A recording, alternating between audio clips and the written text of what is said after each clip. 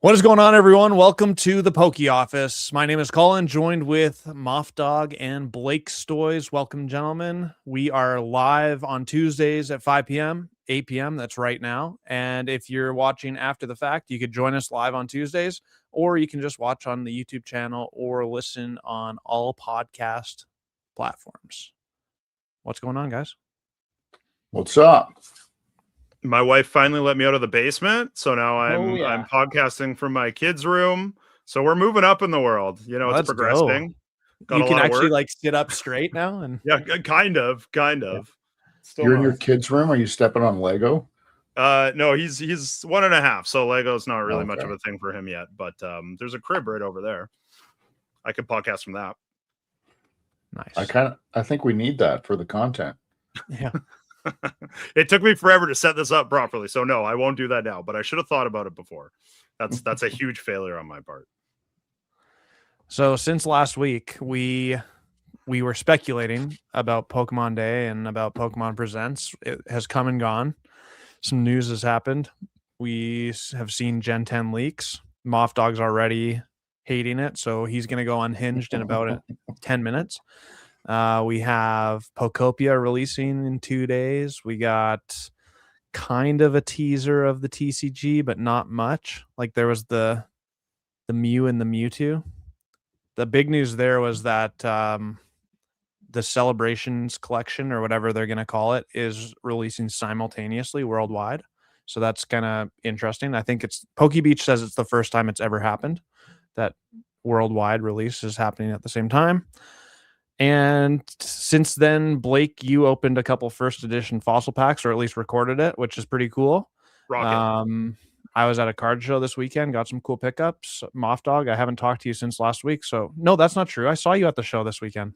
I'm clearly losing my marbles. So Blake, tell us about your week first and foremost. Yeah, no, it was a busy week for sure. I was just, if you follow me on Insta, you probably saw I had a relatively well-known individual through a connection come and hang out. So that was pretty fun. He opened some vintage packs and stuff and got to know him and his family a little bit. So yeah, that was a unique experience for me. I've had those first edition rocket packs sitting for a couple months there, and I'm always tempted to open them. So it's a little bit nice when someone takes that burden on that's not you. So you can see what's in them, and then you also don't lose, 4 figures. So that was great. I was mentioning before the pod, just getting slammed, put a bunch of new stuff up on the store. So that's been crazy, but it's been good. Like, again, I'm complaining sort of in jest because it's awesome to be able to do this. I say this every time. And the store, like the physical store, has been pretty fun too. It's pretty much always busy. It was actually kind of quiet today, but other than that, it's been pretty much, steady all the time. There's always 1 or 2 people in there. So yeah, it's just rocket and roll, man. It's been good. It's been a fun week. Nice. What about you, Zach? Been slow. Went to the show on the weekend as a buyer just to change it up a bit. So we did a road trip on Saturday to go to that casino card show, which was interesting. I haven't actually done a lot of buying at shows for over a year now. I'm always on the other side of the table, so I wanted to see how things might have changed since my last experience. And things have changed a little bit for sure. Expand on that a little bit. There was not a lot of collector being used, is one of the things I noticed from the vendors I don't know. I was asking a lot of them, how do you price? And they were all saying eBay last sold.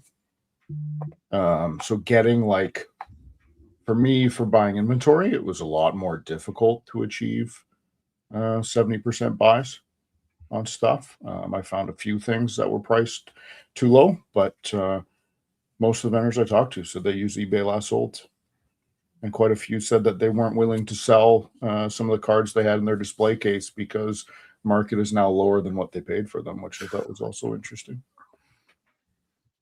It's bad business, in my opinion. I mean, this is just me, but let stuff go, right? Like, you can wait all you want, but you got to keep the churn going. So that's always a weird tactic. Yeah, but that just feels like a Vancouver specific, could be. I don't know if that happened. I mean, I haven't vended in Toronto or whatever, but it feels very. Oftentimes I get tired of the Vancouver market because I see the same vendors every time I go there, see the same cards in their display every time I go there. And it's like, well, what are you even vending for if you're not willing to sell them? Like, what are you here for? It doesn't make any sense. So I guess it's not surprising, but there's quite a few new people to vending too. A few people vending there with one table were people that I have sold to or bought from when I vended in Vancouver a few times.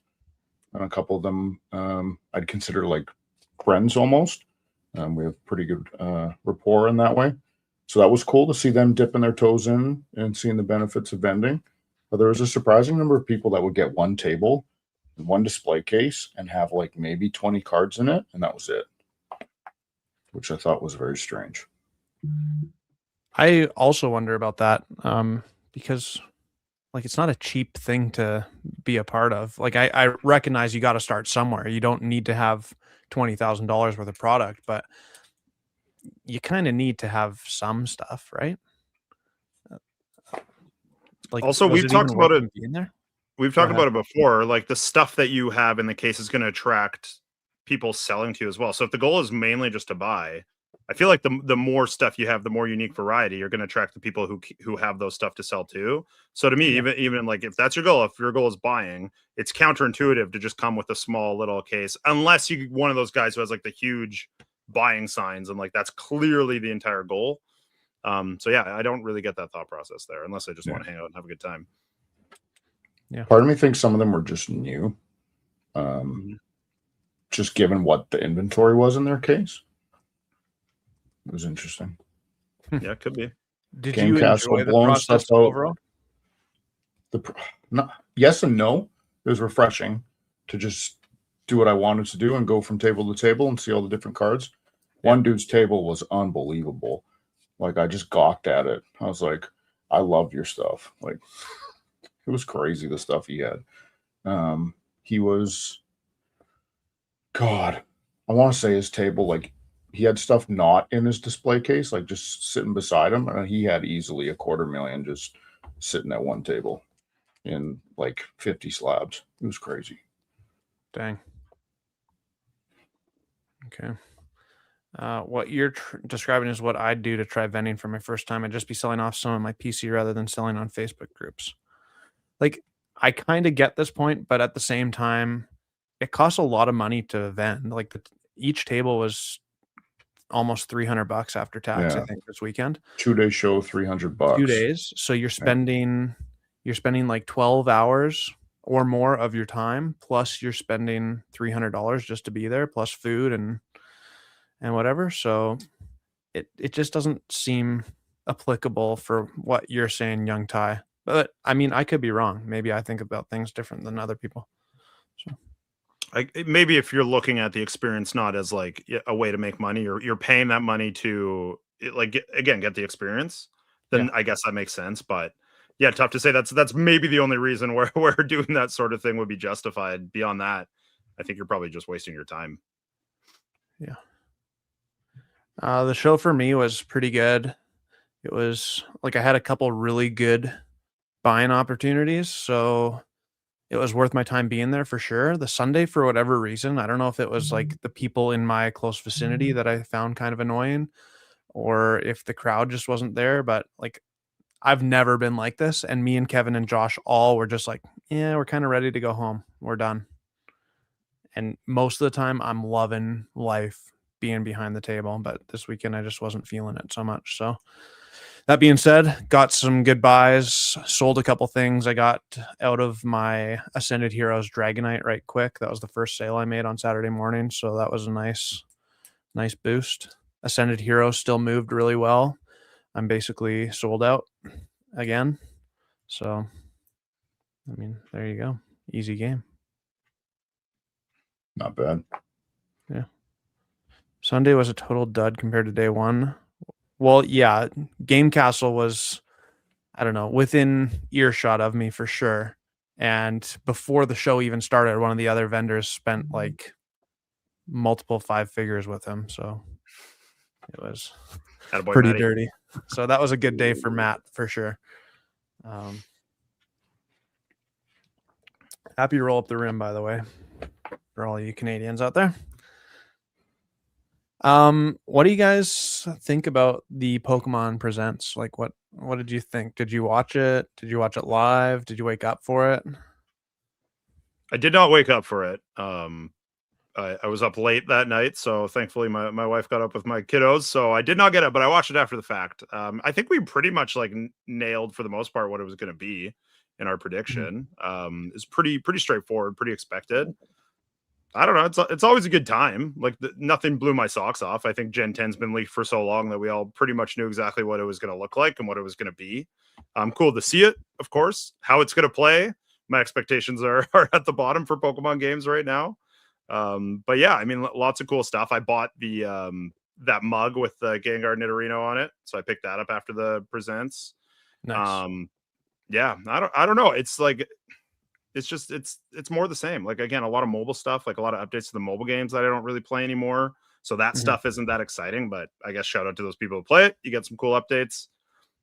So for me, it was looking at Gen 10, seeing that little preview of the cards was cool. I guess treating it as confirmation that we're getting a bunch of reprints again, like the 25th anniversary, based on what they showed, I would assume. Cooler reprints too. I agree. Yeah. And I think our big miss last Tuesday was that we all concluded that we're going to see Gen 10 in 2026. Yes. And that is not the case. That was surprising. Yeah, the video game. Yeah, that was surprising. Which means they have clearly kind of learned a bit of a lesson from Scarlet and Violet, because if they were sticking to their release cycle that they've been doing forever now, it would have been fall of 2026. Yeah. So for the better, right? When I played a lot more games, I would always prefer a game just get delayed until it was ready than them trying to force it out. So that definitely would hold. I feel like they've had more than enough time to make it though. Have they? I don't know. That team's like 3 people large. Like, I don't know. It's like Rockstar. Yeah, right. There's like barely anybody working for the studio. They have no budget, so I guess they're just gonna have to take some more time. Imagine if Rockstar made a Pokemon game. Oh, it'd take 30 years. We'd all be dead. Yeah, but it would be really good when it came out. Yeah, it'd be microtransactions. Yeah, I'm okay with it. Only on the live portion. This is on Poke Beach. Some of the pictures coming up. They used the German version, which is interesting. Yeah. What if that's like the actual version? What if they do a bunch of different languages? How would you feel That's about what that? I said in a video. I was like, it would be cool if they did a worldwide release, but you had parallels in different languages or something. That would be cool. Because Magic, like in the collector's boosters, you can pull like Japanese hits and stuff quite often. Yeah, some sets out of like the English. The Japanese. What's this, like Spanish? Looks like it. So that's cool. This is obviously really cool. So many ads on Poke Beach. Holy crap. Apparently I need oil for my car because that's all that's getting advertised. What's this? So that one was cool because they locked those two together in the animation. So I wonder if they're going to make just regular size card that's the two of them together. That'd be cool. The text would be impossible to read. Oh, for sure. But it'd be sick. But no one's going to play with it. No one plays the game. Hey. I'll do that just to spite you. Was the Celebrations Classic Collection wasn't? No, it says at the bottom these cards are not to be played. Yeah. I kind of want to see some tag teams come back. This is the two interesting ones, the Mewtwo and the Mew with like the pearlescent finish on them. That looks like pack art. That green is the color of a shiny Mewtwo reflecting onto Mew, so I wonder if that's a bit of a hint there. Yeah, that's got to be the pack art, right? Or the set art, I guess. Yeah, I don't know. I would assume with all the energies and stuff. I don't know. Looks cool. It almost looks like it would be for Pokemon Pocket. Yeah, I agree. It does. Celebrating 30 years though, so there you go. Give me legends, give me crystals. I'm fired up. I want them to do the new versions of, like we talked about it on the last podcast, but the new versions of the old style of cards, just like they did with the Dragapult or the Zacian Level X. Like that stuff rules, but we only got like a little bit of it, like one card per type of card, like one Prime, one new Level X, one new Delta species. Like, just go nuts with it. Give me like a full set of just like all the weird mechanics, unplayable. That's fine. I get it. People still buy it into the ground. I want at minimum 150 cards in the set. I don't want the celebrations because that was what 50. That was insane that they did that. It was ridiculous. Yeah, and the base set was what, like 24, because it included the Gold Mew, which you wouldn't pull very much. So it was like 24 cards that you just pull over and over and over again, unless you got a classic collection card. Yeah, the set got really boring. Yeah, really quick. Yeah, I had someone open one of the Pikachu V Union boxes in my shop, and they never opened celebrations before, and they just like to fill the binder with whatever. And they finished. There's only like 4 celebrations packs, and they had like 3 of one of the cards, 2 of like a couple others. Like, why did I do this? I just want variety. Like, I don't care about the value. Yeah, it's crazy. Do you think that with this all happening, like with the game delayed to 2027, with the 30th anniversary, are we going to see more Mega Evolution? Like, is that what's going to fill the gap? It would have to, wouldn't it? It makes sense, right? But we currently, I think we talked about it a couple of weeks ago. We know that there's Perfect Order coming out, and then there's Chaos Rising coming out, and then there's like Emerald Storm, basically, whatever the English version of it is, Storm Emeralda. And I think that rounds out 2026 along with the celebrations sets. So, but now if the video game, historically, we see the video game 3 to 6 months prior to the first TCG of it. And that means there's got to be some more mega sets after that.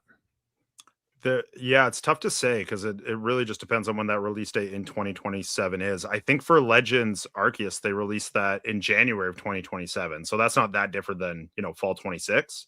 So that might just be like one additional set in that case. Okay. But if it's summer, like I think Pokemon Emerald or something came out in June, that was a long time ago. But, that could be a situation where then they need to fill 2 sets in a special set or something like that. So I mean, it really just depends on when that game actually releases, which they obviously know, unless it's delayed. They obviously have that timeline figured out. Yeah.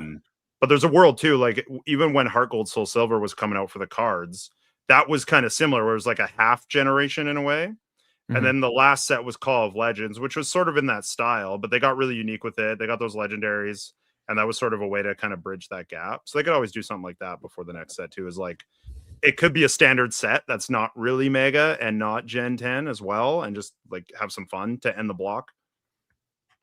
Pokemon Pocket. Yeah, like the Go set. Yep, totally. I would love to see that. They got some bangers in Pokemon Would Pocket. Love to see that. There's no way they're not thinking about it.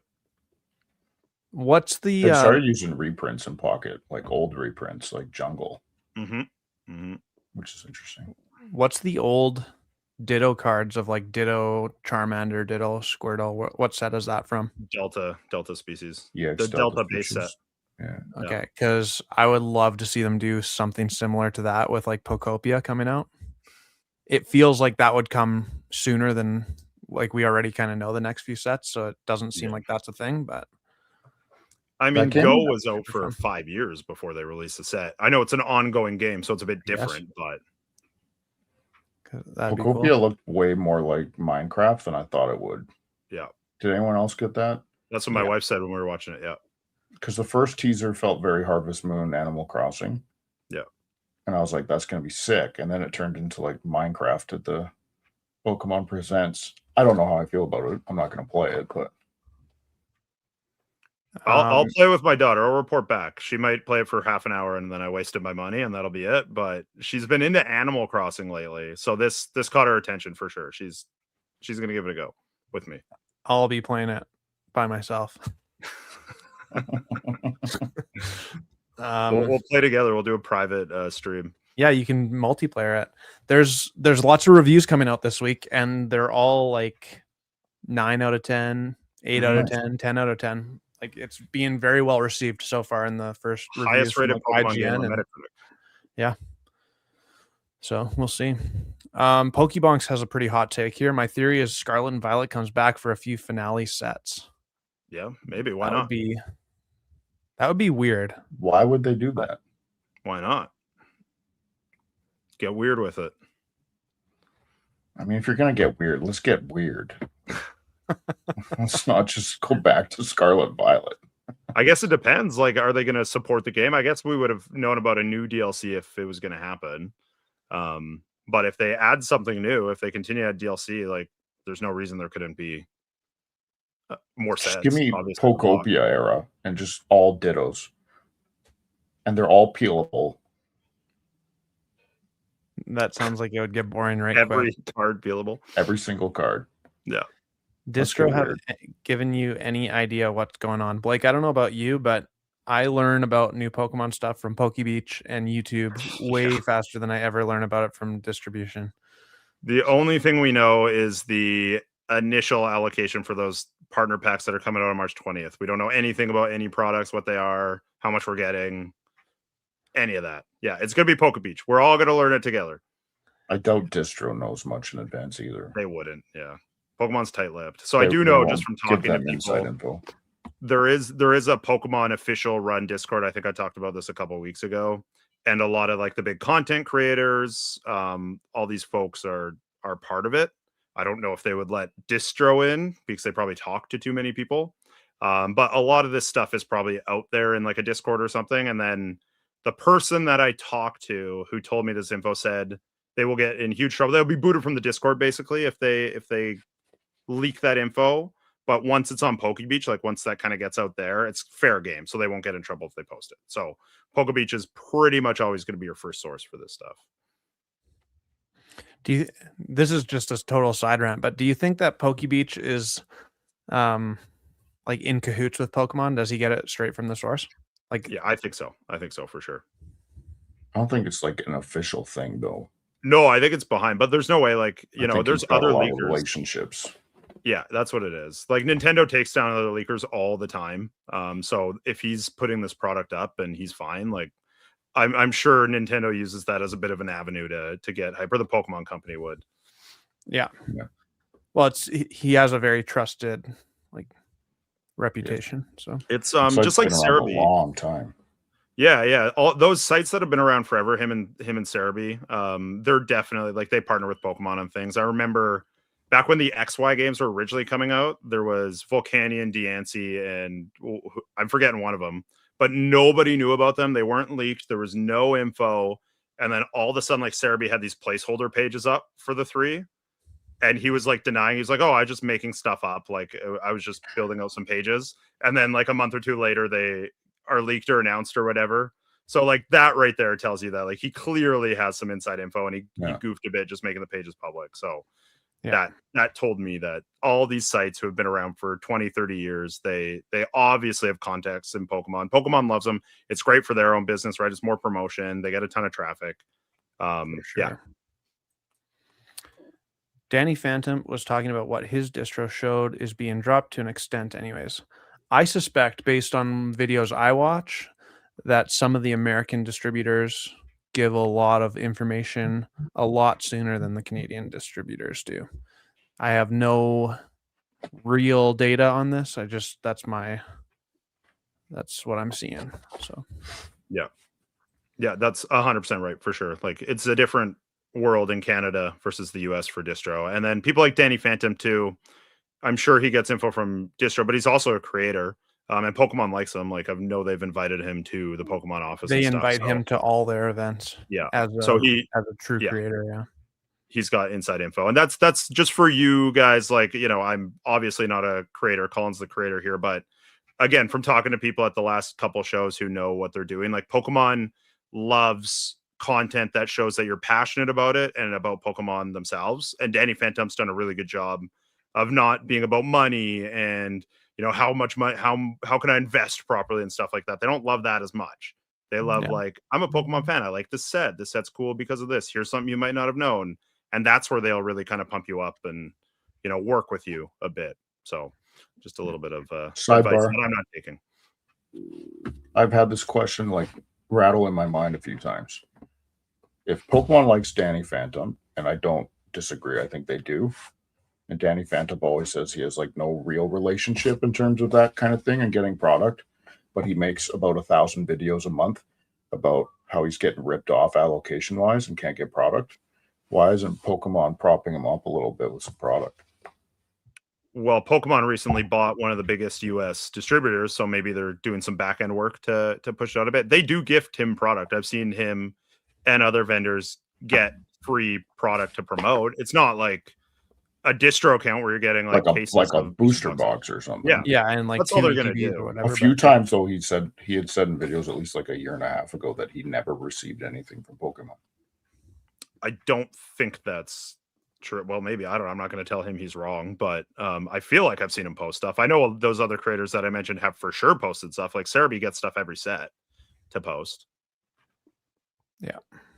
Yeah, so does Deep Pocket Monster these days, and Yeah, they definitely give out some product, though it's not it's not like they're getting cases of product either. Yeah, they probably like I would imagine they kind of leave distro to distro, like they have their business set up in a certain way where they probably have a very limited amount of product that they can allocate to streamers and creators and stuff like that, depending on who they decide to go to. So it's not like they can just throw Danny Phantom like 6 cases. That is probably just in the supply chain in its own way, like a separate thing, I would guess. Yeah.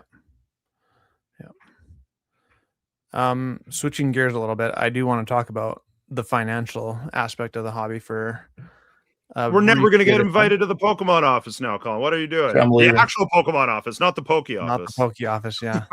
They probably hate that that's my name. 151 is going absolutely nuts right now.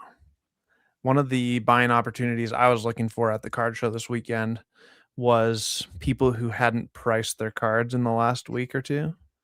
Like Blastoise, I bought one for 120 when it's now 180. I bought a couple Squirtles, and to me it makes sense. Like you can only have $20+ packs for so long before the cards have to start increasing as well.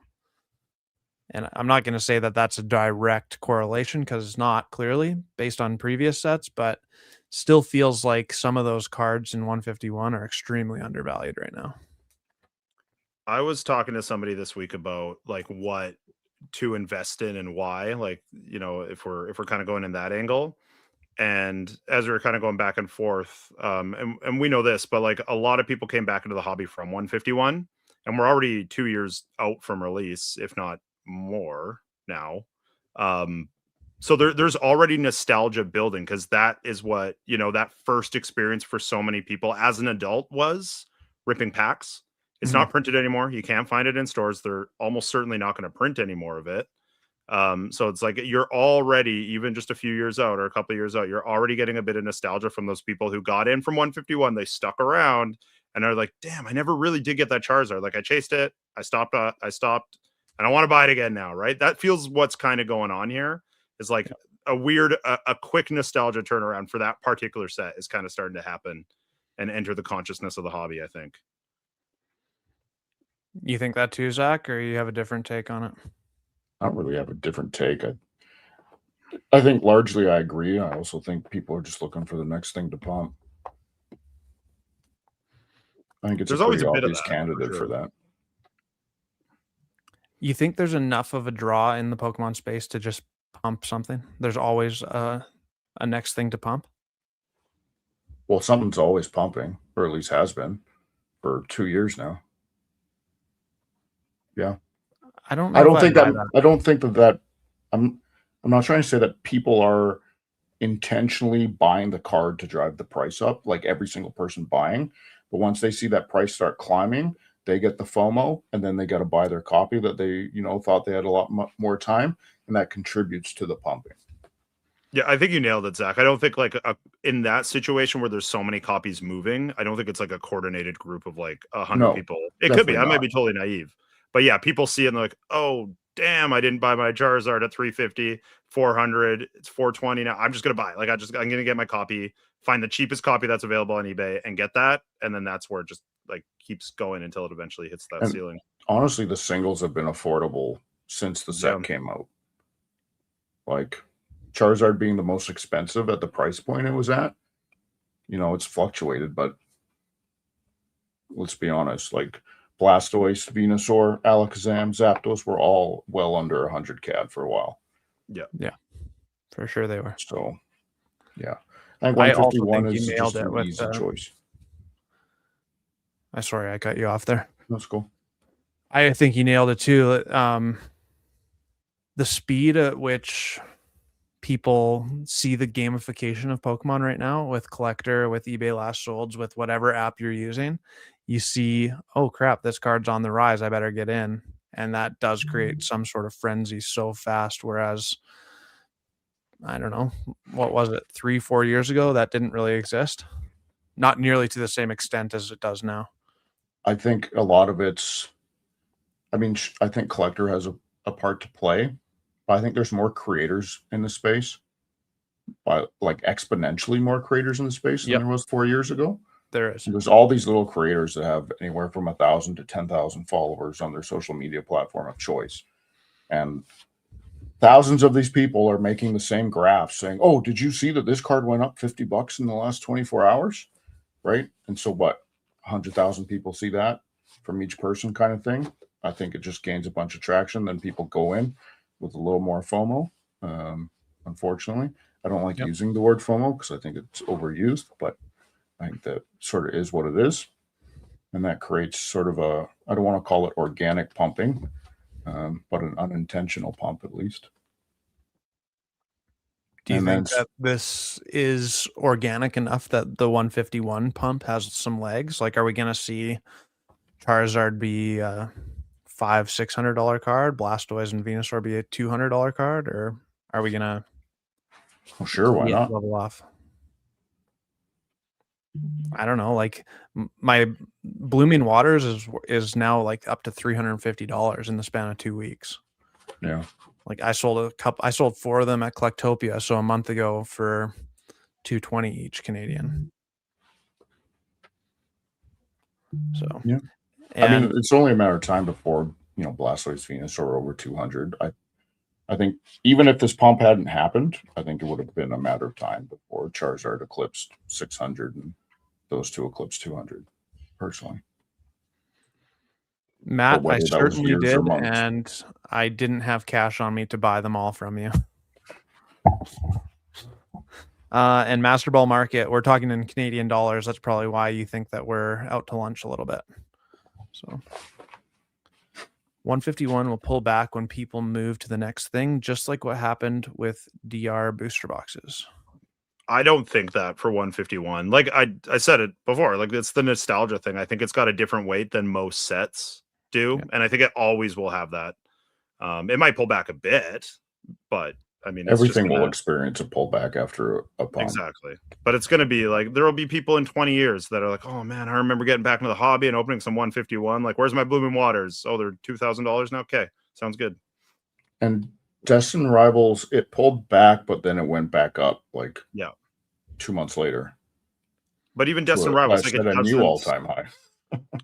Destin Rivals might have brought some people in for the rocket angle, but it's like, it didn't bring anywhere close to the amount of people that came back into the hobby from 151, like not even in the same stratosphere. So like to me, you can't equate the two at all.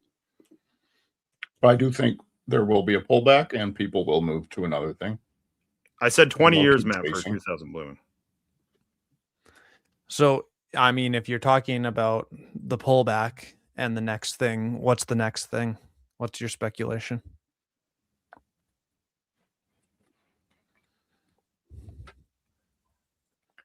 Well, it's tough to answer because, for one, I think there are, how do you say this appropriately? I think there's different types of consumers in the market right now. Like, I feel like the people pumping mid-era and the older PSA 10s aren't the same people buying up the 151. So if we split it off into 2 or 3 different categories of buyers / consumers, the people buying the 151, I think, for the most part, aren't like huge spenders in terms of just buying the raw singles, So I would think it would be something from Scarlet Violet era.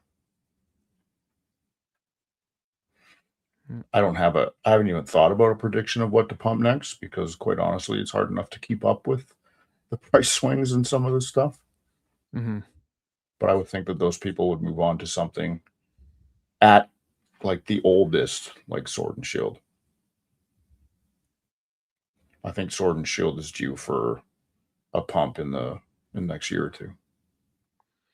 It definitely feels like you watch someone like Alpha Investments and he keeps saying, why are we spending $300 US on these brand new booster boxes when there's some really good or Sword and Shield booster boxes still in that typical price range? Like, what's Astral Radiance at?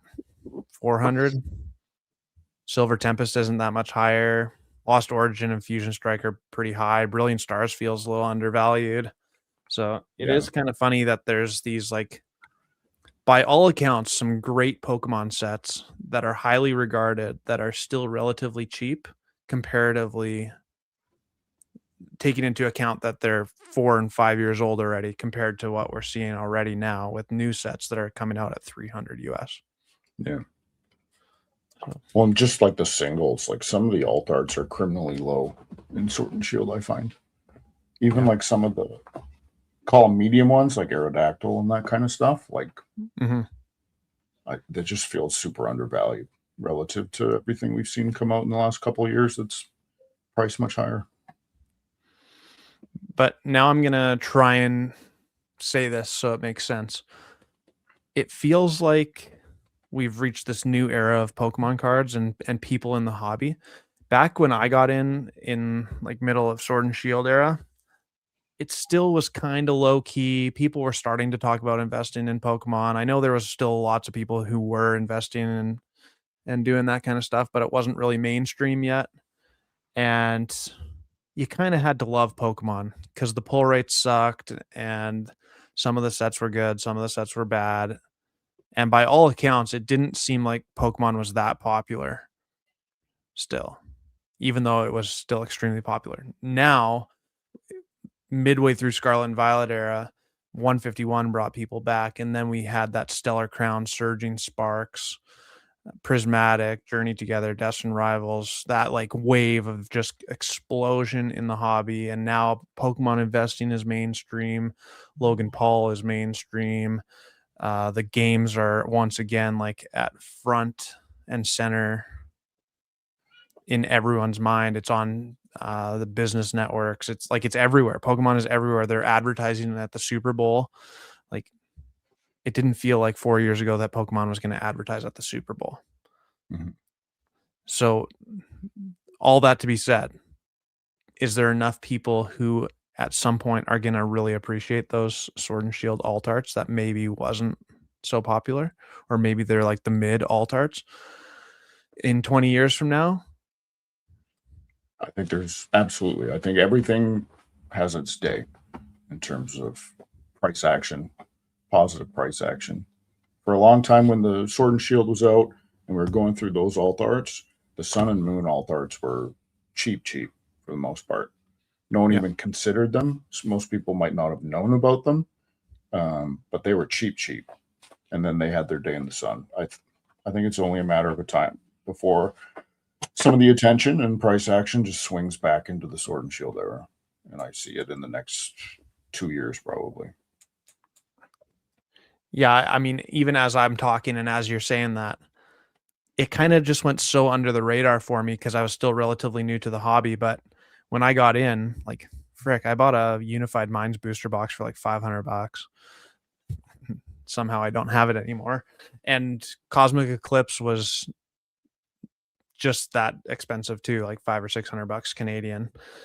And I watched as like the Lovebirds card went from a couple $100 to quite a few $1,000s and all this stuff. But it felt so like out of my realm that I wasn't even really paying attention until all of a sudden, oh, a PSA 10 Lovebirds card is like 12 grand. Yeah. You know, like it happens so quick if you're not paying attention. So just for me personally, I think it's probably like I need to pay more attention to what's happening in Sword and Shield era, especially as a vendor, because it can easily go up and I won't even pay any attention to it. Yeah. Like the cards you're exactly saying, Aerodactyl, or like the Inteleon VMAX or Celebi V from Fusion Strike. There's some great cards in there that are still like sub $100. Yeah. Anything in that 75 to 150 range in Sword and Shield. There's popular Pokemon, and they haven't had many alt arts printed or SIRs printed since. I think the evolutions, even some of the evolutions, seem low to me at their price points. Like the VMAXs from Evolving Skies, I feel like those haven't moved much at all. And some of the PSA 10s have gone down in the last like 4 or 5 months. There's precedent for the Sword and Shield alt arts too. Like there was a time, I don't know exactly when, but you guys probably remember it, where they were pretty low. Like those mid ones, like Noivern was like $10. Like some of them were super cheap, and they had a big pump for a while. I think it was right when Scarlet and Violet released, or kind of around there. And like you're saying, a lot of those prices have stayed the same after that like big pump. Some have probably actually come down since then for a lot of those mid alts.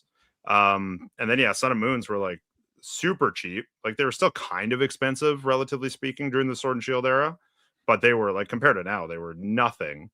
I think like once tag teams, if they ever bring back tag teams or any sort of dual Pokemon on a card, that's where the Sun and Moon stuff is going to go.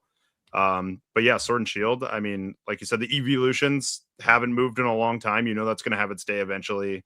They're such a rare pull too, right? It's way harder to pull in alt art, even if it's like Sandaconda from Fusion Strike, than any SIR pretty much. So yeah, I think for sure they'll come around. It's a matter of when, not if. Could be 2, 3, 4 years, could be 6 months. I think that's the same for pretty much any hit. It's a matter of when. It's not an if to me. Just before the alt arts, trainers had a day too for a while. If you guys remember that, like waifus were going nuts in like what 2022 maybe.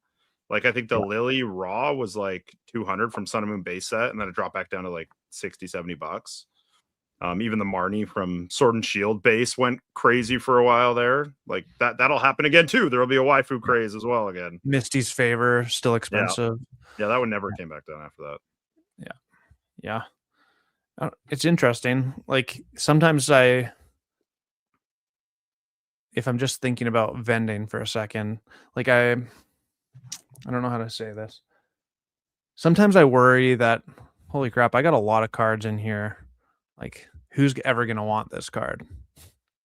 But at the same time, it's like, I don't mind holding on to some of these cards. I'd rather move them. Like I don't need to hold them for a long period of time, but knowing what I know about Pokemon over the last 30 years now, I don't have any reason to be concerned about holding on to such and such a card, I don't think.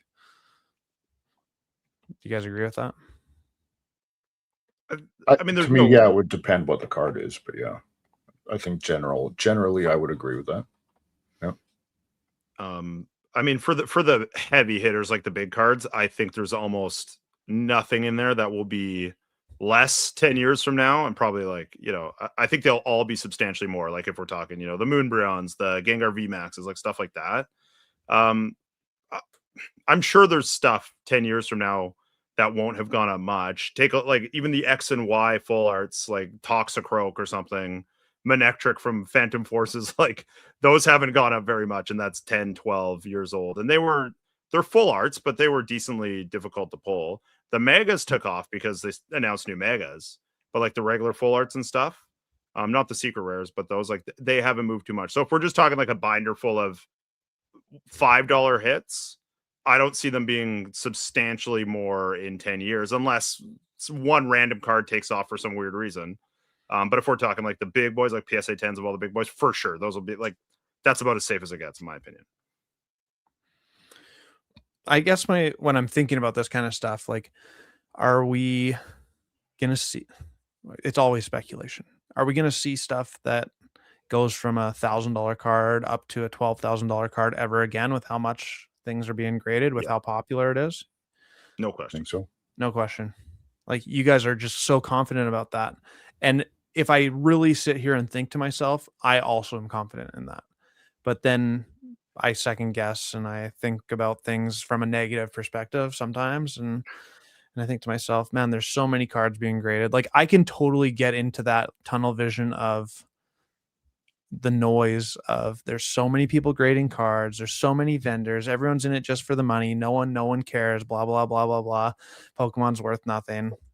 I never actually think that, but you know what I mean? Like I can easily get into that irrational fear mindset rather than knowing that Pokemon is going to do very, very well over the next 10 years still too. It's going to be like the top chases from a generation that go from 1,000 to 1,000. Like the Moonbryon, that'll be at $12,000 eventually. The Sunbrown will probably be up there, right? It just depends on what your time horizon is, really. But there's so like we talk about this all the time. The amount of money that's in the hobby now is probably pretty minuscule to the amount that's going to be in there when all these inheritances start rolling in 20, 30 years because our grandparents and our parents are dying out from our generation and we don't have anything else to bring us joy. Like, those feelings are going to be brought to us through Pokemon cards, not, anything else really. So there's going to be like money being put into nostalgia and the money's going to be huge. And then, you see like professional athletes posting on Instagram that they're dropping, hundreds of thousands of dollars on random cards. We just had a massive card sell for millions and millions of dollars. Like it's in a whole different world now. Like you just talked about Kevin O'Leary talking about cards and he's coming out with the Logan Paul thing with like the diamond studded basketball card now. I know it's not Pokemon, but like cards are in a world that in the last 3 or 4 years that we've never seen. And it's probably going to drop at some point, but it's not NFTs. Like it's not going to disappear. It's a tangible thing. People love holding it. It feels different. So yeah, I think it's just like, we're always going to see that. It's only going to keep getting crazier. And then in terms of population too, like the Moonbrown's 20,000 PSA 10s or something. There's 20 vendors out there in the world that if they had their chance to get 1,000 copies of that card, they probably would. They have enough money to do it. And they're happy to just hoard and hold on to a bunch and sell, one a show or whatever. Right. So I think even at a population for a card like that, population of 20,000 is nothing. Yeah. In my opinion. With all that being said, though, like the previous advisor in me is just to caution people that anything that can 10x can also lose 90% of its value. So just. And good Lord, yes, this is not financial advice. I don't need any lawsuits here, but this is entirely my opinion. But I think there are a few things that I'm maybe way too confident in will like be a sure investment. But it's also too like, that money could be better served in a specific stock as well. Pokemon's not going to be the greatest investment out there, but I think it's a fairly sure bet that if you're putting your money in some of the top cards, even modern cards, that'll be, a nice return for you eventually. I'm confident in two things. Pokemon will be great long term, but Pokemon will also have some dark days in the next 5 years. As it has every 5 years, there's a downturn at some point in that 5 year span, right? Over the last 30 years. So for sure, absolutely it will. And it can be really dark because we're really high. Much higher right now, which is the scary part, right? 10 years ago, the stakes weren't that high. Do you guys think like the last or the first half of Scarlet and Violet era was really dark or just medium dark? Medium dark. I don't even think it was dark. I think if we're talking relative to now, it was dark for sure. It was still, you go on Facebook Marketplace, and if there was a great deal on Marketplace, it's still gone in 30 minutes at the most. So like the demand was still there. There weren't shows like they are now, so it's hard to say, how a show turnout would have been, especially locally where we are. We just didn't have that. But I mean, my eBay store was still doing pretty good at that time, but it was in comparison relative to now, for sure, way quieter. Because I wouldn't call it dark though. Dark to me is where you can't sell your stuff. There was stuff I couldn't sell for sure, but I could always sell something. Yeah. And you think we're going to get back to a dark time where things aren't selling in the next 5? Absolutely. I don't know if I buy that. Like, I'm not trying to just shill Pokemon to the moon. I'm not saying you can't operate like a eBay store or anything like that, but to me, it would be like something people haven't seen. Honestly, I think most people in this space are new. Nature need to happen in order for that to happen, though. Like, there's so much momentum in the Pokemon space right now. One bad set in perfect order isn't going to make a dent in it, I don't think. Like there has to be so much that happens. You want to do a SWOT analysis live? If you want to, yeah. I think there's so much money in something first because this happened today. I don't want to do a SWOT analysis. Oh, check it. What are we looking at? Nice. Oh, let's go. Is that yours, Colin? Oh yeah. Let me write the cert down quick so I can make a fake. Yeah. Just intercept live man. on You just gotta wait YouTube, outside his house. watch afterwards. So got the big old upcharge. How much was it on top of Express? After tax, like 460. Yuck. But Yeah. good. Hey, I'm into the card for like $1,150, so It's not bad. that doesn't suck. So, yeah, I was excited. Okay, SWOT analysis, Moff Dog, go unhinged for the next. No, it's not unhinged. I just think we're fooling ourselves if we don't think there's going to be a dark time. And don't take me wrong, I think there's going to be a significant downturn in the Pokemon space at some point in time. But dark time, like that makes it sound so doom and gloom, and I'm not sure I buy that in the next 5 years. I think maybe we're arguing over semantics. I think we're both like we're all saying the same thing. Like for sure there's going to be a significant dip. Nobody really knows how bad it's going to be, but I mean, it wouldn't shock me if some of the top cards went down 50% for a while or more. Like that would not surprise me at all. But I mean, a lot of people like me, even when it was slower, I could have gone full time, no problem. So from my perspective, my Moonbreon and my Sunbreon and stuff like that, if it goes down 50%, I'm just going to hang on to it. Like, why would I list it and sell it for that? I don't need to. There might be people that just want to cash out and panic and sell. But I think a lot of vendors have done pretty well for themselves since it's been hot. And a lot of them may not feel the need to just like quickly cash out and get out. A lot of people love doing this and they want to keep doing it as long as they can. I kind of gather from talking to people. Yeah, for sure. There's people that are here for a quick buck and they'll just ride it when it's at its peak and bail. But I really don't think that's the majority of vendors. I think most people are passionate to some level, varying levels, but some level about Pokemon. And I think that will help hold cards high, right? Because people just won't sell. They'll be like, I'd rather have this artwork than take 50 or 75% off the price. That's a guess, but that's how I feel, because that's how I would operate in that situation. Unless, like, you know, it would be if I couldn't pay the mortgage, sure, I'll sell my Moonbrown for $2,000 so I can cover my mortgage. But beyond that, I'm hanging on to that card through thick or thin. Yeah, by dark, I don't mean you can't pay your mortgage. Yeah, it's definitely not. But like a 50% decrease in market cap, that is dark. Mm-hmm. I could totally see that though, but yeah. I also think that's only going to be temporary. I think we'll see another hype cycle. There'll be another big game. They'll release an app or something. Pokemon Go 2. I don't know. It's going to be anything. And Pokemon will once again hype up. It'll be crazy. And we'll just be right back here. And people will have experience from this cycle that we're in. And, you know, somebody had stopped vending for a year or 2 years or 3 years. They'll be like, okay, dust off the vending shoes. I'm going back out. Dust off my display cases. We're going back out. We're doing this again, right? Like now we've sort of entered this world where people have done this for a job. It's different, and we have that experience. So even if they stop for a while, if the hype cycle comes back, we're right back there, and we're going to hit new highs again, and it'll just repeat. I think where I get like nervous with you talking about dark times is if I actually thought that like I can't sell product or whatever, I would be operating very differently, right? During what I envision as a dark time, Colin, you would have to operate very differently. Of course I would. Yeah. But I look forward to the days where I can go buy booster boxes whenever I feel like it for $158 and sell them for $165. Like that sounds awesome to me. That's much more 165 maybe. Darker. You think it's going to be darker than that? I'm thinking that's definitely a possibility with new product. Yeah. See, like I just don't agree with that. But having a huge distribution account is, you know, getting a whole bunch of product that you can't sell unless you sell it at a loss. And that doesn't mean that it's a big loss by any means, but I think we're kidding ourselves if we don't think that at some point down the road here, we will see that again with modern product.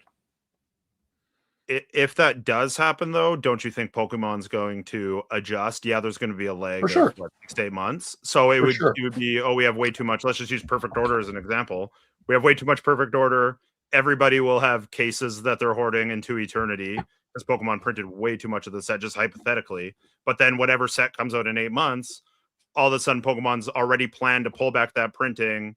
They throw a couple cool chases in there. people get excited again, and then we're right back there. The hype's there. Like, I think Pokemon has so many buttons that they have yet to push. I mean, Colin's harped on one with the like serialized shiny Charizards being snuck into sets. Like, that's an extreme example, and I'm sure like that's panic button time for Pokemon if they start going there.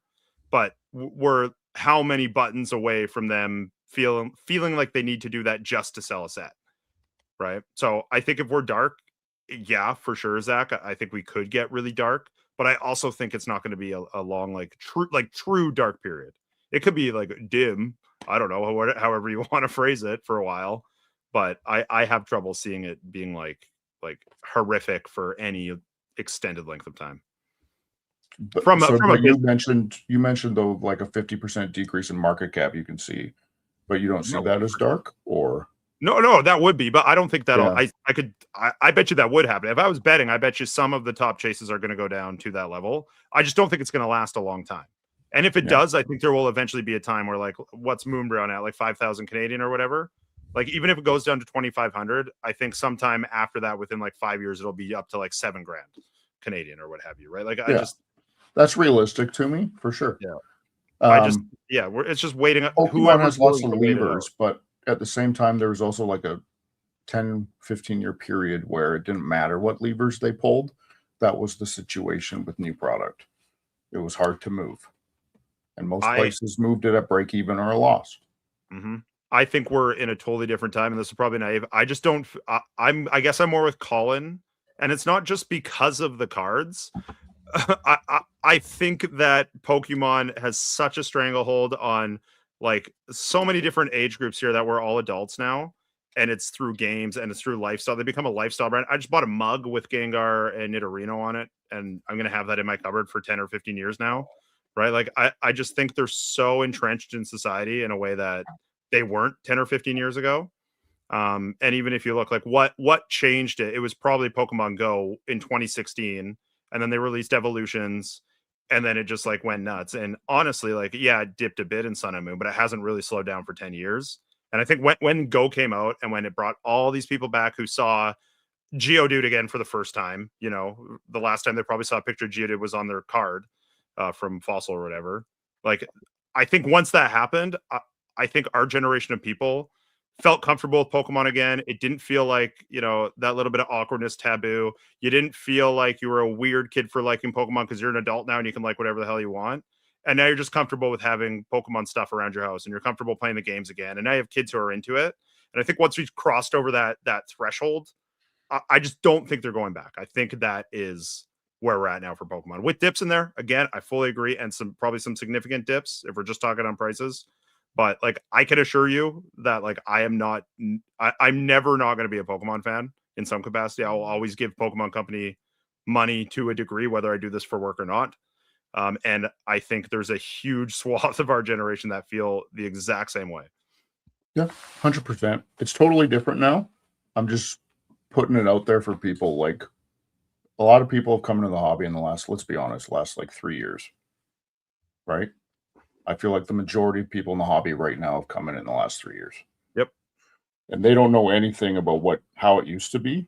So I just want them to understand that that is within the realm of possibility for stuff moving forward. You're not going to have dipshit Kevin O'Leary buying a card for 12 million and then saying it's worth 20, and then saying he leans on his card guy Shine, who was arrested for drug trafficking. Like, what are we doing? Right? But I agree. Like I said, I'm bullish long term on Pokemon. I just think we need to understand that there's going to be dark times. And I don't think we've experienced them. I don't think we've experienced them at all in the last 6 years, for sure. Yeah. That's actually a really good point about like the people who are new to the hobby not having seen the dark times. Like, I was talking to somebody about, we had some slabs out and they were like, what here would be a good like investment? Like, what should I buy? And I was like, well, what are you thinking? What's your goal for this? Because if you're looking to buy something on this table and sell it next year at a card show, I would not be shocked if all these slabs were cheaper next year. Right? You could lose money on everything that's on the table. And they were good slabs. Like, there were PSA 10s of like hits and stuff. But I also said, I think anything, like, my opinion, I think anything on this table is going to go up in 10 years. Right. So it's really just what your goal is. But to all those people who are new and are going around to card shows, and they're buying all these crazy cards and they're paying market for it, those are the people who are going to be absolutely obliterated by it. For me, I didn't pay that much for my Moonbrood. I don't care if it's gone down. I don't need to sell that, like I said. So I think a lot of us are in that situation, but for sure, like all these new folks, all these people who are buying as an investment, who think they're able to hold on, we'll see how their will is tested when they have a card and it's worth half of what they paid for it, and they think Pokemon is dead now and nobody wants to do it, right? Because a lot of these people don't have the nostalgia. You're right. A lot of these new folks are seeing the money, they're seeing the dollar signs, and they don't have the nostalgia. So I don't think they understand how powerful it is for the core of like Pokemon fandom, our generation. So that will be interesting. That's a wild card without question. But the core of Pokemon is never, ever, ever, ever going anywhere, and it will always stay popular and hot to some degree until we all die out, for sure. Like no question in my mind. I think this would lead into an interesting conversation about two things. One being the risks right now that are posed to the higher end buyers. There's a lot of money coming into the space, but I don't think it's necessarily smart money. To me, that's case in point, Kevin O'Leary, maybe. But the other thing is, Blake, you brought up people paying, these rising market prices for these big cards as a long-term investment. And I'm curious if they understand that there is probably the most risk in our space is in those cards that are 5 figures plus. I guess it would depend on the tier, right? Like 5-figure plus, there's some cards that I feel like are incredibly risky. There's probably also 5-figure cards that I feel like the risk is super minimal. Like this is, again, I'll caveat for the 50 million time. This is all just my opinion, but to me, I think ponchos in a 10 are such like a Pokemon cultural staple that even if they dip, I think that's a 5-figure card. That's probably a safe bet. But you guys know, I had this Zekrom at my table that was a 15th anniversary, and it's super cool. But my opinion on that was that's not a safe bet to keep going up. It's niche. There's only 100 PSA 10s. But for me to find a buyer, and I didn't quite get 5 figures for that card, but for me to find a buyer for that, I was pretty thankful when I eventually did, because I just don't know when those are going to come. So that's the kind of card where sure, on paper, it might be worth a certain amount, but you got to find the right person who actually wants that card, finds it cool, wants that in their collection. So it just depends. But for the hits, like I said, I keep going back to, some of the big chases. I think that to me is such a no-brainer safe investment, because not only are they cool, not only do people like the artwork, but they're also they're almost like the new first edition Charizards. I get it's not the exact same thing, but they're sort of the face of an era and the face of a different generation in a way. And they sort of have this Pokemon cultural cachet to it that, a lot of other cards might not. So to me, those are the ones, if you really want a safe investment, get the things that sort of have cultural pull rather than, you might just like this Pokemon just from a pure investment standpoint. Another safe bet is just collect what you like, and then if it goes up, it goes up. But that's not as much of a sure thing. But it works. It can work. Well, some of the cards we're seeing auctioned off that are low pop 10s, I think are in a vacuum, not looking at their price point, smart choices in terms of investment. But because there are so few comps for them, we're seeing these exorbitant prices, right? 10, 20x all-time sales, all-time highs. And there's no in between, right? We're just going from here to here, and that's it. We're just assigning this arbitrary number. The bidder or the buyer is now saying this is now the market price for this card. I think that's where we get into really risky situations. I know that's probably not us or the people in the chat, but when we talk about if I say Pokemon card game loses 50% of its market cap, that would be on average every card goes down 50%, right? Most of that money is going to be coming out of the top end. And so I think that's scary for all these people that are jumping in that don't know shit about Pokemon, but it's not my money that they're spending, right? But with that go ahead. You think that most of the big money like that is kind of it feels like, what am I trying to say? It feels like the big money like that isn't directly tied to the nostalgia of loving Pokemon. Whereas the 100%. likes of, I'm assuming most of the people listening to this podcast and the three of us, well, yeah, we have some big money in Pokemon, but we also love the Pokemon hobby. I was so thrilled. I was almost jumping up and down at work today when I got the email from PSA that they're charging me more money for that Umbreon. Honestly. So it feels like there's two different groups of people. You have your like average person who really likes Pokemon and will come into the hobby, and then they'll probably leave, and then they'll come back at it the next big set, and then whatever. And then there's all this like financial money that they're risking it, but at the same, do they even care if it goes down 50%? Maybe not, but that will impact the people below them. Yeah. I think you're right. Like those top cards, to a certain extent, they're not nostalgia driven. Like that Illustrator Pikachu. I mean, you can say it is, but that guy's just buying it for whatever weird goal he had. If that sale was actually true, there's people like we've talked about, like locally, like Jesse Ping. Like he's got nostalgia. He's posted pictures of him wearing Pikachu shirts, but he's buying some of these cards, like as an investment, but that he's still got the nostalgia portion to it as well.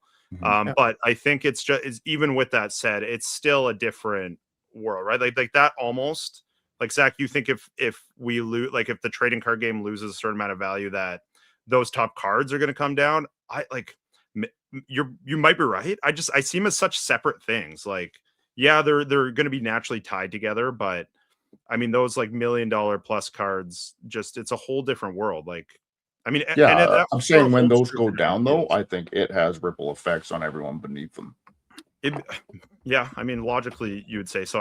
It feels to me like such a different. They are different, animal, different segment for sure. Whereas like a $10 card versus a $100 card, I think those, versus $1,000 card, that's all more intricately intertwined. Mhm. You get into your 5-figure cards, like, you're kind of entering this new buyer class now if you start getting up to those levels.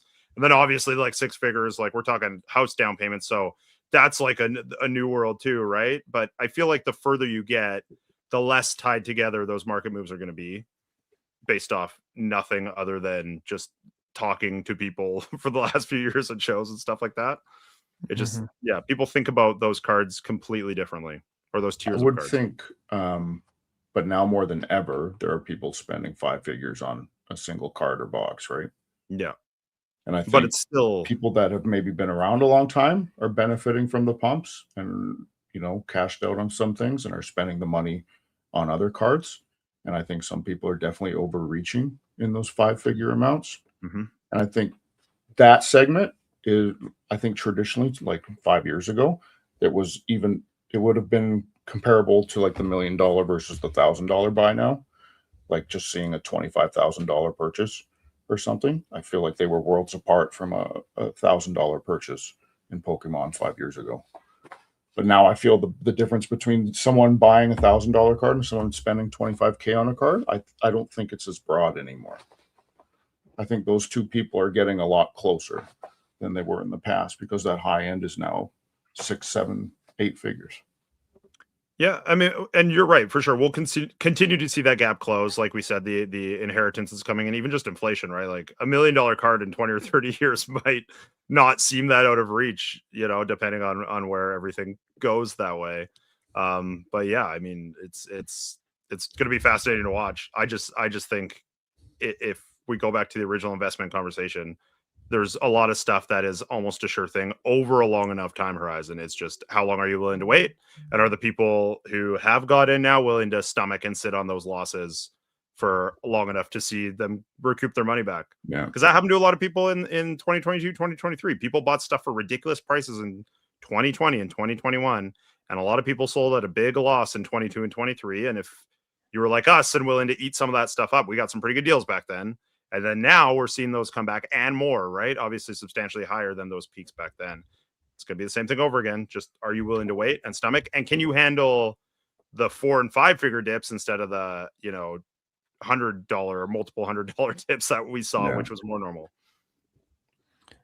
I think this comment is pretty interesting. During the dark times is when pop reports will finally actually matter. You need to liquidate.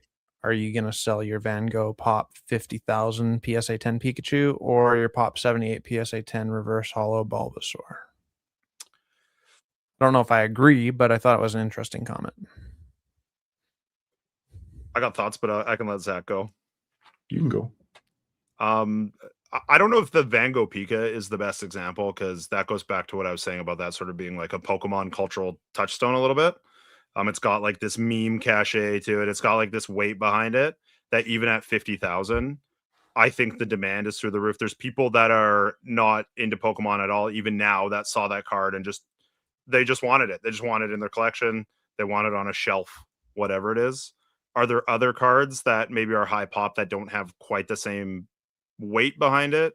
That could, like, that would be a good example for maybe. But then even then, like a Pop 78 PSA 10 Pikachu or Bulbasaur, if we're in a dip, those cards just aren't going to be as in demand. A lot of people bow out. I think that'll all kind of go together in sync. But my prediction in that situation would be the Van Gogh would be a better thing to hold on to because of that backing behind it. Like if you saw during 2022 and 23 some of these low pop PSA 10s, there was like zero demand. People did not care, but the big stuff still sold like crazy. We're only seeing demand now because people are trying to find the next thing. Like that's why low pops are going so crazy, is because people are just trying to find the next niche thing that is going to go nuts and sort of, pump that a bit. Ultimately, back to earlier on in this evening, something like the Moonbryon. What is it? Is it 20,000? It's right in that ballpark anyway. It's 20,000 pop 10s. Yeah. And like, there's a million people that want that card.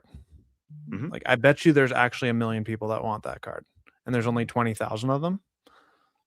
And I'm sure there's someone out there who owns at least 1,000 of them. And I said it before, I think there's vendors out there, and you can do the math. Like that seems crazy, but there's vendors that would buy 1,000 copies if they could, and either hold on to them or piece out a few and watch it go up. And if there's 20,000 copies, I assure you there are 20 vendors on planet Earth that would buy as many copies of that card as they can.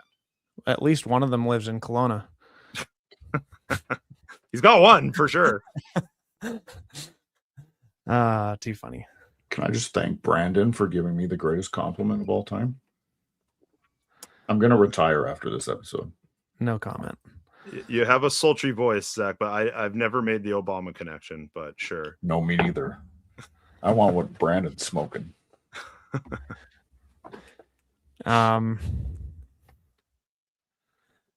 It's 12 after 6. So if you're in the chat, thanks for watching and for being a part. I think this is probably the most we've disagreed on a podcast yet to date. I don't feel like I was really disagreeing. No, shut up. I hate you. Just kidding. We are going to open it up to the chat now, though. If you have any comments or questions or any other talking points, we got just over 15 minutes left before we're going to call it a night. And if you're watching this at a later date or listening, once again, you can join us live on Tuesdays on the Poke Office, the Poke Office Syndicate podcast, 5 p.m. Pacific time, 8 p.m. Eastern time on Tuesdays. We're live every Tuesday. So Piccadilly Mall Brawl incoming. That's what the show should be called. That sounds awesome. Huge missed marketing Piccadilly Mall Brawl. Can we ask them to change the name of the show? Yeah. Like, how are they gonna get a new poster? That's so nice. Sorry, guys, if you're watching. You don't even need to design anything anymore. There's technology for that now. Can I just do a little shout out to Trudy Collects? He's up a little bit. He's a homie. We've done lots of deals. It's Sean Trudell in the groups. Sean, you rock. Thanks for checking it out. He sent me a message earlier this week saying he's been watching and loves it. So if you're still here, I appreciate the kind words, man. We all do. And yeah, Sean and I go way back. So that's awesome. Yeah, Sean, thanks for being here. Appreciate it. And everyone who comes out on Tuesdays, we really appreciate it. And I mean, it's not big, but it's growing. We're getting 30 to 60 people on a live usually on a Tuesday night. And like more often than not, we're getting closer and closer to 1,000 views every week. So people are tuning in. I think people like this type of content. So yeah, we really, all three of us, appreciate you hanging out a lot. And I mean, I think I can speak for all three of us, but I have a great time. Like I look forward to Tuesday nights for sure. So it's easy. It's easy talking to you boys and brawling. Today was hard. I'm sorry.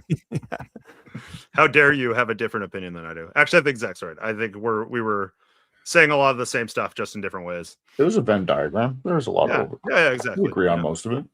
Yeah. According to, I always forget how to say the name. Where is it? Gudetama Cards TCG. I was a guest tonight. So thank you. There's a little bit of truth to that. I left for a sec. So what happened there, to go off the rails a bit, is my mouse for this computer is down on my kitchen table and my kids are eating dinner, and somehow he moved my mouse all the way to the top corner of my screen and clicked exit. Nice. That's hilarious. Yeah, from downstairs. I had no idea what was happening. Are you scared that your kids might be X-Men? That'd be sick. I'm not scared. I'd love that. Okay. It's a good thing that, I just got to keep that relationship strong, or else I might be, a victim there. So far, so good. We'll see where it goes. Back up on the chat a little bit. Alex says, are you guys having trouble buying slabs at shows? Bulk slab buying companies offering 85% on any PSA slab is making it tough. I'm still able to pick some up at 70 to 85%, but definitely less now. No, I don't know. There's definitely more competition, but I find the people buying at 85% are mostly going to tables to buy the slabs, right? Yeah. I had no problem picking up slabs in Kelowna. I guess it depends on the market too. Like Vancouver, I got so many slabs coming to my table. I said no to a lot because a lot of them are cool, but they were quite expensive, and pretty niche stuff. And the only time I'm ever going to sell that is at another Vancouver show. But in Kelowna, like, there's not really any slab resellers in that way, like making the packs or whatever, that are coming here and buying out tables. It just depends on the market you're in, really. I find here too, though, that slabs aren't also as popular to purchase in general. We've talked about this before on the pod. So it all goes hand in hand. But even in Vancouver, like, the opportunities are there. I mean, some of those people say they buy every slab at 85%, but they really don't. They just pick and choose certain ones, right? And then too, like, the real move is just being open to trade and giving a little bit of a higher percentage for trade. And, even if it's 80% trade, they'd rather do that towards a card they like than just take 85% and just walk away with cash. Even though it seems funny, they're coming out with less. If you have a card they like, they will make it work. Easier for them. Transactions done. So I get most of my slabs probably in trade, I'd say, over cash. Nice. There's one other comment that I thought I saw. Game Castle starting stuff in the chat. I see. Trying to start a fight. Yeah. I'm not even gonna give him the light of day. No, that's my bad, I guess. This is a good question. What's the thing you least want when you buy a collection? Colin, you answer first. No, I'm the host. I'm not supposed to. You were just vending. What do you least want when you buy a collection? Double rare EX cards. Yeah. What do I least want? I want everything, to be honest with you. Like, I don't know if there's much that I actually turn away other than, like, sometimes things that I can't really afford at the time, which I try and afford everything, but that's not necessarily true. Maybe we make a hierarchy or a tier of what we want the most to least then. Okay, that's fair. I think all three of our answers are probably going to be a little bit different then too, right? So I'm still always ready to pay really good money for the newest SIRs.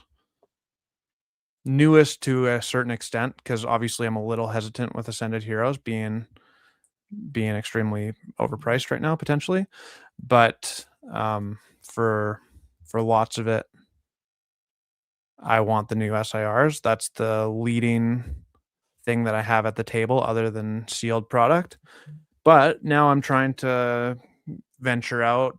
Like, I bought a really nice collection of stuff, all from XY, black and white, like that kind of mid 2010s this last weekend. So at some point I'd love to have a display of modern and then a display of, like, more of the 10-year plus old stuff. I don't have enough stuff to do a full display like that yet, but I think that's probably the direction I'm heading. And yeah, I think that probably answers to the best of my ability right now. I don't love taking on Japanese. That's probably pretty low on the tier for me. Raw near mint singles are number one for what I want. Then I'd probably be older varying condition raw singles, and then I'd be slabs, and then I'd be sealed. And I'll take Japanese. It just moves a little slower online. You were much more generic than I was. I'm probably more in line with Zach. Like if I like my favorite would be SIRs, preferably not like the newest set though. I tend to steer clear or offer low on those, especially if like we're vending the day the set comes out or like the day after, like we were in the Kelowna show. But if I can get a good deal on like any SIR, happy with that. Those sell immediately on eBay. So that would be number one. And then like illustration rares, even the cheap ones, like that stuff, I could list 100 copies of any illustration rare and I'd probably sell those through in like a week or two online. So that stuff moves easy. Slabs, I like buying slabs. Like I still sell through like PSA 9s and stuff, obviously a much smaller amount on eBay. Those move. They don't sell as much at shows, but they move online. There's a lot of 9 collectors out there. So happy to get those in. The stuff I really don't like I don't like buying regular EXs. I get so much of those in like collections and binders. So like you said, the double rare, just the regular stuff. A lot of them are priced at like $1.99 or whatever. So like if I sell a one-off of that online, I'm not making any. In fact, I'm losing a tiny bit of money. So it's like, I don't want a bunch of those. It's just a hassle and they're not worth very much. I'll take them if I have to, I guess. The other stuff I really don't like would be, I guess, situational where people are pricing their vintage kind of in weird ways, whether using collector or stuff like that. And I mean vintage all the way from like WotC all the way up to Black, White, XY, like the stuff you bought. And then them coming to me with the collector list. And it's like, okay, well, no, this is actually like HP or MP. And like, then I got to be the asshole who's trying to like tell them their collector's wrong, even though I buy based off collector, but they don't realize that when I go to that era, I am doing eBay solds. So it just makes for like awkward conversation of me like trying to whittle the price down because I don't want to lose a whole bunch of money. But they're doing the right thing technically in coming to me with a collector list. So I love buying that stuff. Like the stuff you bought, Colin, I would buy as much of that as I can, but the person selling to me kind of needs to understand that we got to comp it out in a way that makes sense and not just use collector. So it's more the situations that annoy me where I feel like I'm coming across as a dink because I'm trying to like, again, make sure I'm not losing money, but I also need to be fair to myself and not lose money. So it's situations more than the card specifically. I'm going through that right now with someone. They gave me their collector list and they conditioned everything out. I checked 5 of the top cards in varying conditions with their pictures and videos to confirm that, we align on what we think LP and damage and stuff is. And for the most part, I think they were super good with their conditioning, but their collector says it's worth $4,100. The eBay recently sold say it's closer to $3,100. Mm-hmm. And what that's I can where pay is a percentage of that 31, right? So he's going to think I'm offering half of collector pricing, which is true, but the collector pricing is just not accurate. And Colin, you were talking about that too. Like it's not, they don't take the moderately played eBay sales. They take near mint and then just go percentage points down, which for that era, like the difference between, I don't know, the Darkrai full art from Black and White from Dragon Exalted or whatever it is, or Dark Explorers, that I bought that card this weekend. It's so substantial. Adore that card, but the price difference between a near mint versus even a moderately played, it's like the more than percentages. Half. It's like absurd. Collector's percentage would not get that correct at all. But on the flip, though, I had a guy come to me at the Kelowna show with a binder of, it was mostly XY, like the full arts from XY. So it was nice stuff. It wasn't like mind blowing. But he had it all in collector, and I gave my little spiel. I hadn't looked at the cards yet, and I'm like, if these are in great condition, I'm open to paying collector price. I think collector does a good job for near mint from that era. But if these are beat up, we're going to have to talk about what we're going to do for pricing here. And I pull out like the top 5, and they were near mint. They were like very lightly played or lightly played, but they're really good for that era. So I pulled them out. I'm like, dude, you're crushing. Like these are amazing cards. You kept them in good shape. So we actually did go off collector price for that. but that's a unique situation that often does not happen with cards from that era. It's a beauty. Omar says, do you think that there's agreeable cards that you can pick up at card shows now? I don't understand that question. I don't. What do you mean by agreeable, Omar? All cards are agreeable if the price is right. Are you paying better percentage for sealed than slabs or raw? I probably actually offer less for sealed. I probably pay the most for some good slabs. Like if it's a Gem Mint 10, I'm prepared to pay, I don't know, 80 to 90% usually, depending on how much I like it. I pay 70% for sealed, but it's usually just PC, ETBs, and booster boxes. Yeah, I don't really buy. I mean, Colin, you're kind of the same way. Although you probably, even though with your distro, you probably buy more sealed like on the secondary market as well. But I purposely, I'm kind of setting my seal budget. This is just my own thing, but in a way where all that money's going to distro. So unless it's something really unique, like something vintage or even like, XY era, I'm not. I just kind of say no typically, unless they're offering like some crazy deal on it. I just would rather pay more through distro to improve my allocation than make $100 extra because I got this on a good deal. But like I'm just making a profit. I'm not starting the snowball through distro. So it's kind of funny. Like someone this weekend had a Lost Origin booster box floating around. And it's like, I don't really even want that. Like, I don't want to go through the work and hassle of trying to sell a Lost Origin booster box. So he's like, would you be at 900? I was like, oh man, I'm going to be way lower. Like, I'm not even going to offer you a price unless you want my lowball offer. Because it feels like a lot of work to move one booster box compared to moving cards at a card show. I don't know. Maybe I'm a bad thinker like that, but nope. The more expensive booster boxes are way harder to move at a show. Way harder. And even on my website, like then I risk someone's not happy with the condition of it, or someone like shipping and gets damaged, or the rips, or like it's just not worth my time. Yeah. And then you lose too much on eBay to make it worthwhile on eBay too. Yeah, sealed in that way sucks for sure. But the downside of that too is if like, okay, well, give me your low ball, and then it's like, okay, well, now you're like that's hurting your reputation. So I just generally don't even offer. I just tell people my situation and tell them to go, politely go shop somewhere else or sell it somewhere else. Yeah.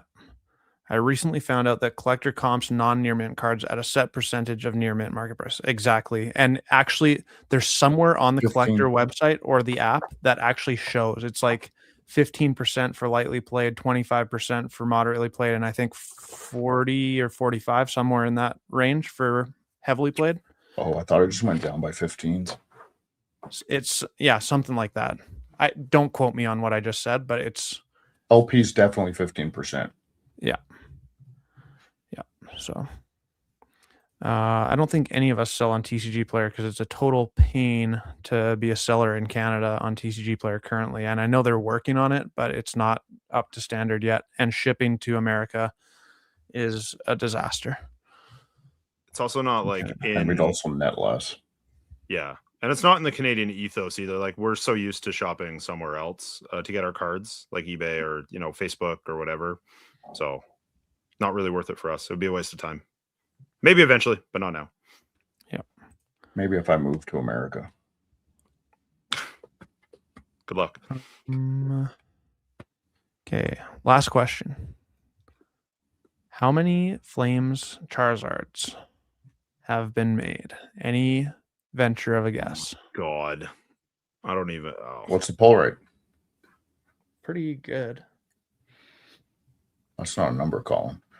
Well, I'm trying to do the math in my head real quick because I think SIR in that set is about 1 in 90.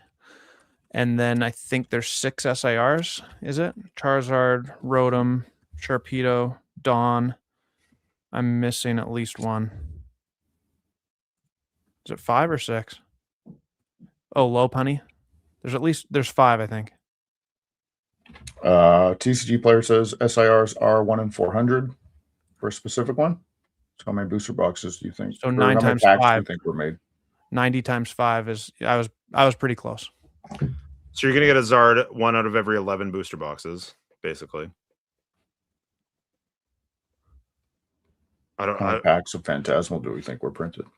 Oh God. Pokemon prints how many in a year? 12 billion cards? Yeah, but that includes like the little energy packs they get in ETBs and stuff as well, right? They include Like, the energies from that? yeah, it's they're always inflating their numbers. Yeah, for sure. Like it's still a lot of cards, don't get me wrong, but you know, it's Well, let's not say it's 12 billion and let's just like easy math. Let's say it's what's a comparable set? 1.5 billion per set. Like this is great podcasting content, but like I mean, Evolving Skies was probably printed if we're using that as a comparable, and this is just of what's been sent to get graded for the Moonbryon, 20,000 10s, 5,700 9s. So obviously, some of those were cracked and resent. So let's say 5,000 9s. So that's 25,000 right there. And then lower amount. So like just graded for the Moonbryon, there's about 25,000 just through PSA. So we could say another, I don't know what, 5,000 through the other companies. There's 3.75 million Zard SIRs. I don't think that's. I think that's I'm way kidding. I'm just kidding. I would say actually, Matt said 50 to 100K. I'd say probably closer to 50 would be my guess. 50K out there, if we're going off the Moonbryon numbers, assuming there's a bit more printed. Well, I guess Moonbryon was harder to pull, so actually, I'd say probably closer to 100K because Moonbryon was substantially more difficult. How many cards in a pack? 10. 10. I don't think that's the right way to do it, Zach. But you're not even. I don't think you're touching six figures. Like. I think Matt's right. I think it's between 50 and 100K. Yeah. Yep. I think you're bang on. Kind of crazy.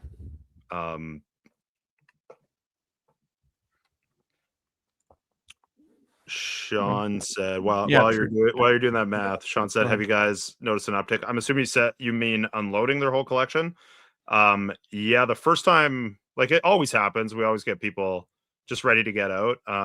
I get a little bit of that in the store, but I felt like at the Kelowna show, there was people that were definitely, or consolidating, I think maybe would be a bit more accurate, where people would be like, I'm done having 100 illustration rares. I just want like 2 nice cards, basically. So there was a lot of that. And then there was a few people, I think I had 3 or 4 instances of people who knew Pokemon was hot. They collected in like XY or Black and White or Sun and Moon, and they didn't have anything like super crazy, but they were like, that was my chance to get a little bit of a dough for this because Pokemon's so popular right now. So I get a little bit of like old collections that people are offloading too. But yeah, I think it's consolidation. A good word. Yeah. You know what I noticed the most about Kelowna versus Vancouver is Vancouver people are very like uptight about it a little bit. Kelowna people just love ripping Pokemon packs still. And then it's like, okay, couldn't care less about this part of my binder. I really want these 5 cards though. So you're offering 70% or 80% trade. Hell yeah. Here's my binder. I want those 5 cards, please. Yeah. Yeah. That's way more that because people don't ever want to, I think, fully dip out, whether it's the passion that they still have, they still love Pokemon enough, they want something, or it's like, I don't want to miss the boat if it keeps going hot. I want something to hang on to, so I'm still making a little bit of money. Like, there's a lot of reasons, but people just want to keep their fingers just a little bit in Pokemon, even if they're kind of done ripping and opening and they feel like burnt out on the money side of things. Like, I don't think anybody, like, yeah, you get it for sure a little bit, but most people don't want to just totally clear it out and never think about Pokemon again. Yeah, I haven't even come across that. And on that note, I'm completely done with Pokemon. If someone wants to buy my collection, feel free to message me. This is the last podcast ever. Blake, you want to go halfsies? Yeah, hell yeah, let's do it. Frick. You offered. No take 90%. Do we get half your distro too? Bet. Okay, y'all. It is 6:34. We're 4 minutes overtime, and yikes, 70%. Okay, thanks for joining us, everyone. I really appreciate all of the comments in the chat. We have a great time doing it. We'll be back again next Tuesday. If you're local to us, what's the next show? 2 weeks from now. I think all of us are in Kamloops. I won't actually be there, but Kevin and Josh will be there for me. And then Salmon Armors the week after that. So, yeah. Thanks for being here. We'll see you guys next week. If you want to come rip some packs, the pack battles and all the things will be happening live on the Poke Office Thursday night, 4 p.m. Pacific, 7 p.m. Eastern time. Go check out Blake's Toys and Moff Dog TCG on the old eBay. And we'll see you guys next time. Peace. Adios.